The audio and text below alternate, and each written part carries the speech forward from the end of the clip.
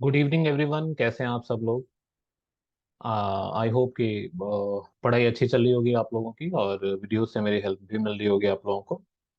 आज की इस वीडियो में हम थेफ्ट के बारे में बात करेंगे, जो कि आईपीसी के सेक्शन 378 में दिया हुआ है। थेफ्ट जिसका मतलब चोरी होता है। आए दिन हम न्यूज़पेपर में देखते रहते हैं, न्यूज़पेपर में सुनते रहते हैं, इनके घर में चोरी हो गई, उनके घर में चोरी हो गई।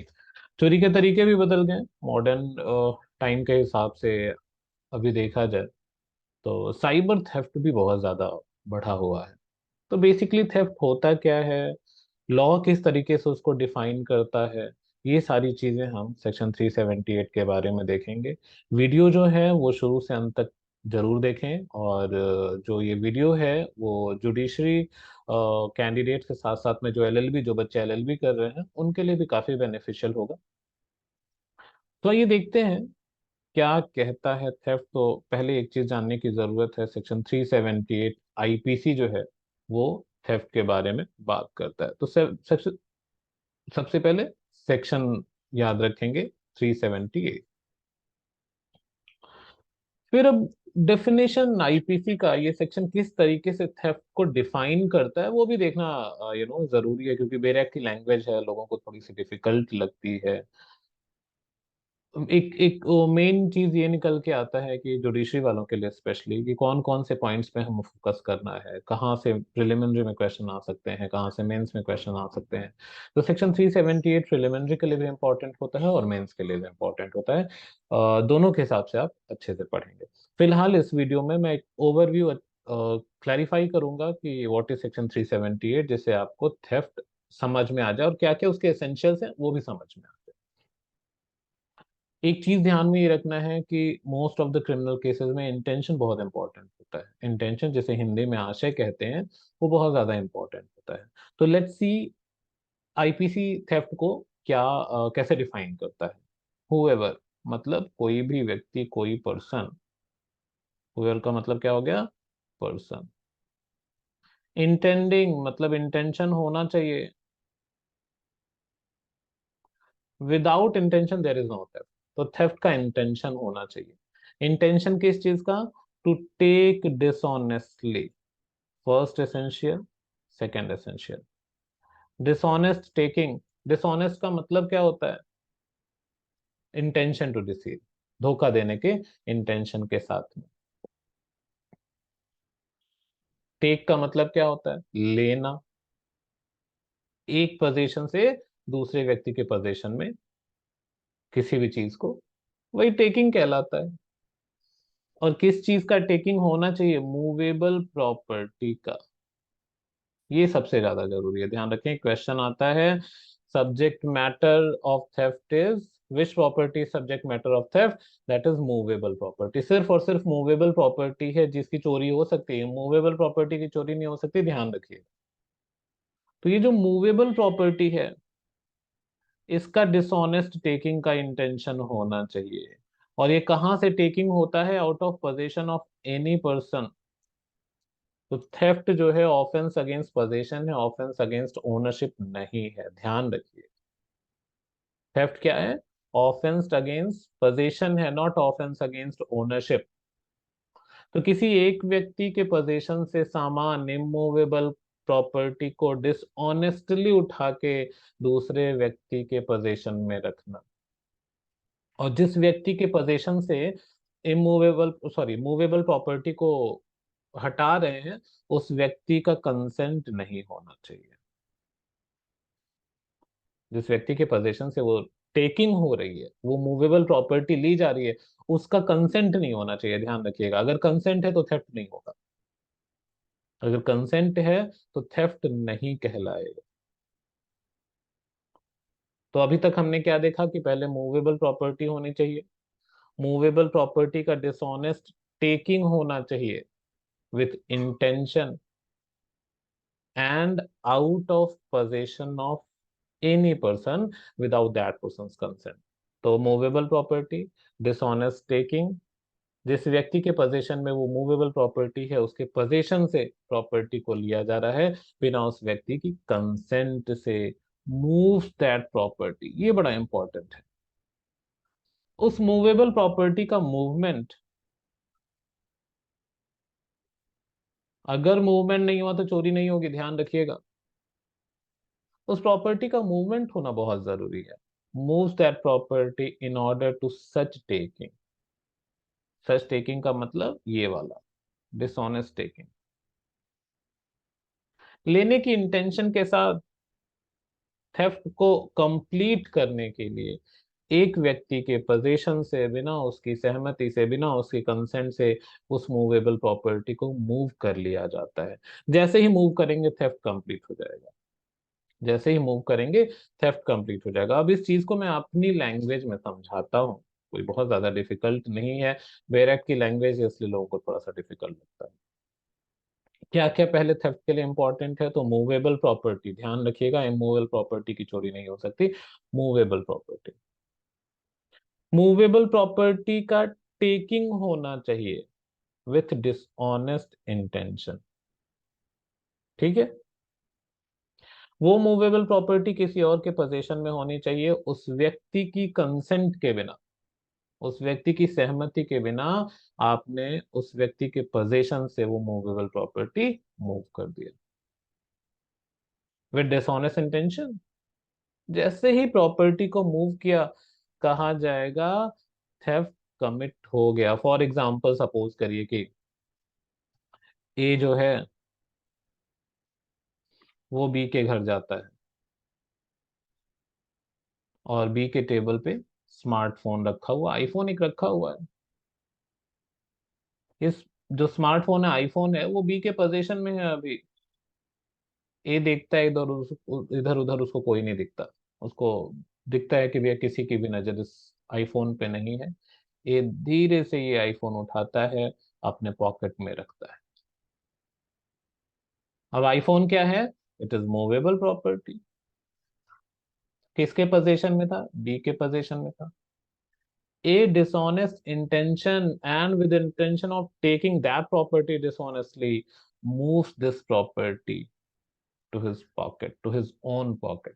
जैसे ही उठा के पॉकेट में रखा, थेफ्ट कंप्लीट हो गया। तो मूवमेंट, थेफ्ट को कंप्लीट करने के लिए मूवेबल प्रॉपर्टी का मूव होना बहुत ज्यादा जरूरी है। अगर मूव नहीं हुआ तो थेफ्ट कंप्लीट नहीं माना जाएगा। अब सेक्शन 378 जो है वो थेफ्ट के 5 एक्सप्लेनेशंस के बारे में बात करता है ना। थोड़ा सा कैमरा मेरा आगे आ गया है, खोलिए अभी क्लियर होगा। देखिए, एक्सप्लेनेशंस के बारे में बात करता है। जो 5 एक्सप्लेनेशंस हैं उन पांचों को भी हम देखेंगे। तो एक्सप्लेनेशन 1 क्या कहता है? A thing so long as it is attached, a thing so long as it is attached to the earth is not being movable property, is not the subject of theft। अभी थोड़ी देर पहले मैंने definition में क्या बताया है कि only movable property is subject matter of theft. अब कोई चीज जमीन से जुड़ी हुई है, अर्थ से जुड़ी हुई है, तो वो मूवेबल प्रॉपर्टी नहीं कहलाएगी। वो क्या कहलाएगी? इमूवेबल प्रॉपर्टी कहलाएगी। And immovable property is not subject matter of theft. Immovable property की चोरी नहीं हो सकती 378 में। तो कोई भी चीज जो अर्थ से जुड़ी हुई है, वो जब तक अर्थ से जुड़ी है तब तक उसकी चोरी नहीं हो सकती, ध्यान रखिएगा। But it becomes capable of being the subject of theft as soon as it is severed from the earth. But अगर वो प्रॉपर्टी ऐसी है कि उसको अर्थ से अलग किया जा सकता है, जमीन से अलग किया जा सकता है, तो जैसे ही उसको जमीन से अलग किया जाएगा वो मूवेबल प्रॉपर्टी हो जाएगी। और जैसे ही मूवेबल प्रॉपर्टी हुई वो सब्जेक्ट मैटर ऑफ थेफ्ट हो जाएगा। एक्सप्लेनेशन 1 क्या कहता है कि कोई भी चीज जो अर्थ से जुड़ी है वो सब्जेक्ट मैटर ऑफ थेफ्ट नहीं होगा। क्यों? क्योंकि वो मूवेबल प्रॉपर्टी नहीं कहलाया जाएगा, इमूवेबल प्रॉपर्टी कहलाएगा। बट जैसे ही उस प्रॉपर्टी को, उस चीज को अर्थ से अलग किया आपने, वो मूवेबल प्रॉपर्टी के डेफिनेशन में फॉल कर गई और सब्जेक्ट मैटर ऑफ थेफ्ट हो गया, उसकी चोरी हो सकती है। नीचे इलस्ट्रेशन दिया हुआ है। ए जेड के ग्राउंड पे जाता है, जेड की जमीन पे जाता है, और ट्री एक है ना। ट्री का क्या है? सपोज करो ट्री है, ये लैंड से जुड़ा हुआ है। जब तक ये लैंड से जुड़ा हुआ है तब तक क्या है? ये इमूवेबल प्रॉपर्टी है। ये जब तक लैंड से जुड़ा है, तब तक इसकी चोरी नहीं हो सकती। ए जाता है और इस ये जो ट्री है इसको काट देता है। ट्री कट गया तो लैंड से अलग हो गया। और जैसे ही लैंड से अलग हुआ ये मूवेबल प्रॉपर्टी कहलाएगा, और जैसे ही मूवेबल प्रॉपर्टी हुआ इसकी चोरी हो जाएगी, थेफ्ट कंप्लीट मान लिया जाएगा, थेफ्ट थेफ्ट का सब्जेक्ट मैटर हो जाएगा। तो एक्सप्लेनेशन वन, कोई भी चीज जो लैंड से जुड़ी है वो इमूवेबल प्रॉपर्टी कहलाएगी, बट लैंड से जैसे ही अलग हुआ वो मूवेबल प्रॉपर्टी की कैटेगरी में फॉल करेगा और सब्जेक्ट मैटर ऑफ थेफ्ट हो जाएगा। इलस्ट्रेशन उसका आप देख सकते हैं, ट्री वाला है। एक्सप्लेनेशन टू क्या कहता है, उसी मूविंग के बारे में है। A moving affected by the same act which affects the severance may be a theft. ये कुछ नहीं कह रहा। वही पेड़ वाला इलस्ट्रेशन याद रखिएगा, अभी जो पीछे मैंने बताया है, ये सपोज करो पेड़ है और ए ने जैसे ही इस पेड़ को काटा, काटते ही पेड़ इस जमीन से अलग हो गया, और जैसे ही अलग हुआ मान लिया जाएगा थेफ्ट कंप्लीट हो गया। A moving affected by same act which affects the severance may be theft। जैसे ही कटा, जैसे ही काटा गया, उसको जमीन से अलग किया गया, थेफ्ट मान लिया जाएगा। उसका ये नहीं है कि उस उठा के उसको 1 किलोमीटर, 2 किलोमीटर, 10 किलोमीटर लेके जाए, वो काटते ही थेफ्ट मान लिया जाएगा। एक्सप्लेनेशन थ्री क्या कहता है, a person is said to cause a thing to move by removing an obstacle which prevented it from moving, or by separating it from any other thing, as well as by actually moving it। अब ये बता रहा moving कितने तरीके से हो सकती है, मूविंग कितने तरीके से हो सकती है। तो पहला, रिमूविंग बाई एन ऑब्स्टिकल। दूसरा, separating it from anything, and actual moving. तीन तरीके से मूविंग के बारे में बात करता है। जैसे सपोज करो, ये कह रहा है कि आपने बहुत से लोगों को देखा होगा कि और गाड़ी खड़ी करते हैं, मान लो कार खड़ी करी और नीचे पत्थर लगा दिया, ईंट लगा दी, है ना, थोड़ा सा ऐसे स्लाइड करने वाला सड़क है, तो क्या किया, नीचे पत्थर लगा दिया या ईंट लगा दी जिससे गाड़ी आगे ना बढ़े, रुकी रहे। आपने क्या किया, वो पत्थर जाके वहां से हटा लिया और गाड़ी आगे बढ़ गई। ऑब्स्टिकल को रिमूव कर दिया आपने, जो ऑब्स्टिकल रोक रहा था गाड़ी को, उसको आपने रिमूव कर दिया, गाड़ी मूव कर दी, थेफ्ट कंप्लीट मान लिया जाएगा। ठीक है, removing an obstacle which prevented, obstacle को रिमूव कर दिया, थेफ्ट कंप्लीट मान लिया जाएगा जैसे ही गाड़ी मूव करेगी। दूसरा, separating it from any other thing, किसी दूसरी चीज से अटैच है, जिस चीज से अटैच है वो रोक रही है मूव करने से, आपने सेपरेट कर दिया, अलग कर दिया। जैसे बांध के रखते हैं ना बहुत से लोग अपनी गाड़ी को या चीजों को, आपने दोनों को अलग कर दिया, सेपरेट कर दिया, जैसे ही खोल दिया, लॉक खोल दिया, सेपरेट हो गया, गाड़ी मूव कर गई, थेफ्ट। और एक्चुअल मूविंग, सच में ही लेके चल दिया, एक्चुअल मूविंग। तो तीन तरीके से मूविंग होगी, या तो ऑब्स्टिकल रिमूव कर दिया, या किसी चीज से जो अटैच है उसको सेपरेट कर दिया, या एक्चुअली मूव कर दिया। तीनों तरीकों में से किसी भी एक तरीके से अब अगर आपने मूवेबल प्रॉपर्टी को मूव किया है तो थेफ्ट कंप्लीट माना जाएगा। एक्चुअल मूविंग ही इंपॉर्टेंट नहीं है, बाकी दोनों तरीकों से भी अगर अगर मूवेबल प्रॉपर्टी को मूव किया गया है तो थेफ्ट कंप्लीट माना जाएगा। Fourth explanation, a person who by any means causes an animal to move। अब देखिए, ये एक्सप्लेनेशन को देख के क्या समझ में आता है कि एनिमल की भी चोरी हो सकती है। सुना होगा कुत्ते की चोरी हो गई, गाय की चोरी हो गई, भैंस की चोरी हो गई, एनिमल की भी चोरी हो सकती है। A person who by any means causes an animal to move is said to move that animal, and to move everything which in consequence of the motion so caused is moved by that animal। किसी भी तरीके से अगर आप किसी animal को move करवाते हैं, बट मूव करवाने में बाकी के एसेंशियल्स थेफ्ट के फुलफिल होने चाहिए, डिसऑनेस्ट इंटेंशन होना चाहिए, और बाकी की चीजें जो मैंने बताई वो सब कुछ होना चाहिए, टेकिंग होना चाहिए, सब कुछ होना चाहिए थेफ्ट वाला ना। तो अगर कोई व्यक्ति किसी भी तरीके से, बाई एनी मीन्स किसी भी तरीके से किसी एनिमल को मूव करवा देता है, और उस मूविंग में एनिमल के साथ में और भी कुछ मूव करा जाता है, तो एनिमल की चोरी और एनिमल के साथ साथ उन सामानों की चोरी भी मानी जाएगी। ठीक है, बाई एनी मीन्स अगर आप एनिमल को मूव करवा देते हैं और एनिमल की बॉडी पे कुछ भी सामान है, जैसे पट्टा हो गया या व्हाट्सएवर हो गया, जो भी रस्सी वस्सी है, जो कुछ भी है, वो भी एनिमल के साथ मूव करती है, तो एनिमल के साथ साथ उस सामान की भी चोरी हो जाएगी। फॉर एग्जाम्पल यहाँ पे देखिए, A puts a bet for dog, pocket में हड्डी रख लेता है और कुत्ते के बगल से निकलता है। कुत्ता क्या, सूंघते सूंघते ए के साथ निकल लेता है। कुत्ते के ऊपर वो लेदर की जैकेट, आजकल तो फैंसी कपड़े वपड़े भी आ गए हैं, सारी चीजें हैं। कुत्ता सब कुछ लेके, जंजीर वंजीर लेके अपनी पीछे पीछे एक चल जाता है। कुत्ते के साथ साथ सारे सामान की चोरी हो गई। देखिए, A puts a bait for dog in his pocket and thus induces Z's dog to follow it. Here, if A's intention be dishonestly to take the dog out of Z's possession without Z's consent, A has committed theft as soon as Z's dog has begun to follow it. जैसे ही कुत्ता ए के पीछे हुआ, चोरी मान ली जाएगी कुत्ते की।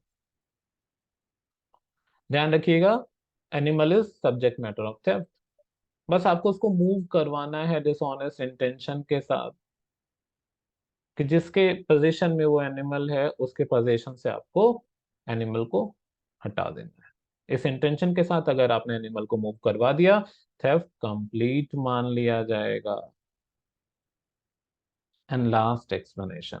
The consent mentioned in the definition may be express or implied and may be given either by the person in possession or by any person having for that purpose authority, either express or implied.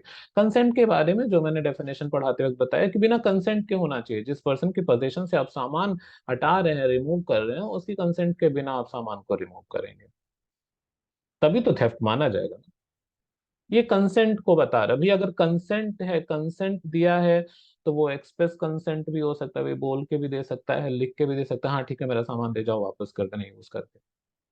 या implied consent, आप regularly habitual हैं आप उस व्यक्ति का सामान use करने के लिए, आप आते हैं, ले जाते हैं, यूज करते हैं और फिर वापस रख जाते हैं। कुछ भी एक्सप्रेस नहीं है, बट ये यूसेज में है आप लोगों के, इम्प्लाइड कंसेंट है। चाहे वो व्यक्ति जिसके पोजीशन में वो प्रॉपर्टी है वो दे रहा है, या उसके द्वारा अथराइज्ड कोई और व्यक्ति दे रहा है।